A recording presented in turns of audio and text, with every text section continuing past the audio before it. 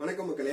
பையனுக்கு swimming class போறதுக்கு இன்ஃபிளேட்டபிள் arm pant வாங்கினேன். சரி, அதை எப்படி யூஸ் பண்றது அப்படின்னு சொல்லலான்னு.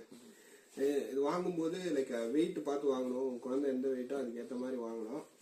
இப்போ நாங்கள் பையன் 8 கேஜி 9 கேஜி தான் இருந்தாலும், ஆனால் மினிமமே 11 கேஜி தான் இருந்தது. ஸோ இதை பார்த்து வாங்கியிருக்கான். அதுக்கப்புறம் ஊதும் போது ஃபர்ஸ்ட் இந்த டாப்ல இருக்க கவரை இதை வந்து ரிமூவ் பண்ணிட்டு, ரொம்ப டைட்டா இருக்கு, இதை ரிமூவ் பண்ணிட்டு அதுக்கப்புறம் ஊதும்போது இங்கே அழுத்திக்கணும். ஏன்னா இங்கே நான் ரிட்டர்ன் வால்வ் இருக்கும்.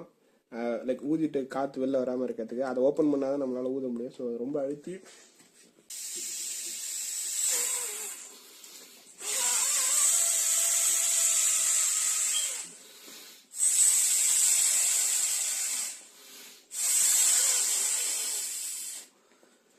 ஊதிட்டு முதல்ல மூடிட்டு அதுக்கப்புறமேட்டு அந்த அழுத்திருக்கிறத விட்டாதான் அந்த நான் ரிட்டர்ன் வால்வ் க்ளோஸ் ஆகும்.